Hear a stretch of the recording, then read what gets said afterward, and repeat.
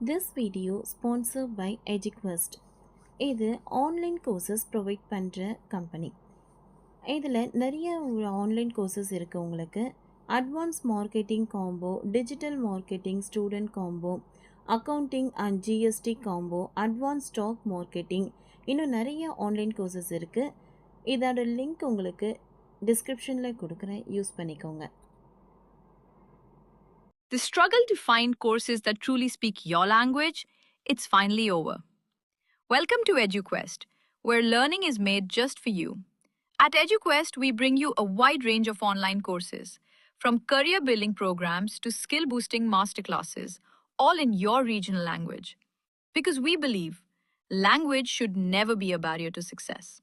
Our courses are tailor made after understanding what today's learners really need. So why wait? Start learning the smarter, simpler way only with EduQuest. Visit eduquest.courses and explore your next course today. And hey, don't miss out on our exciting offers and promotions.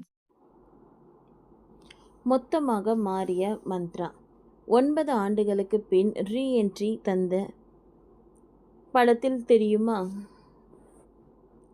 Premium திரைப்படத்தின் மூலம் சினிமாவில் அறிமுகமான நடிகை மந்த்ரா ஆந்திராவின் பிறந்து வளர்ந்தவர்.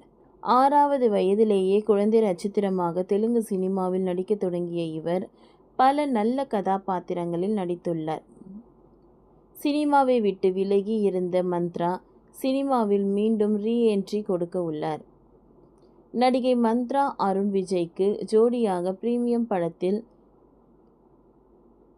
தமிழ் சினிமாவில் ஹீரோயினாக அறிமுகமானார்.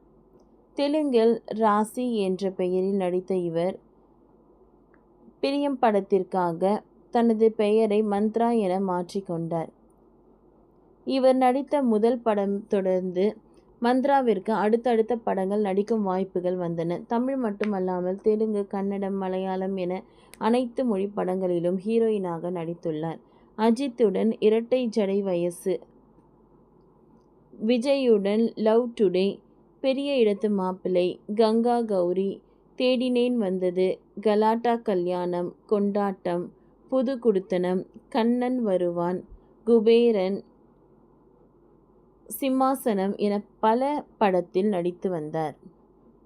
நடிகை மந்த்ரா தமிழை விட தெலுங்கில் தான் 50க்கு மேற்பட்ட திரைப்படங்களில் நடித்திருக்கிறார். தெலுங்கு ரசிகர்களுக்கு இவரை ராசி என்று சொன்னால்தான் தெரியும். ராசியான நடிகை என்பதால் நடிகை மந்த்ரா என்ற பெயரை வைத்து கொண்டார். சினிமாவின் வாய்ப்பு குறைந்ததை அடுத்து 2005ஆம் ஆண்டு இயக்குனர் ஸ்ரீமுனியை திருமணம் செய்து கொண்டார். திருமணத்திற்கு பிறகு சினிமாவின் தலை காட்டாமல் இருந்தார் மந்த்ரா.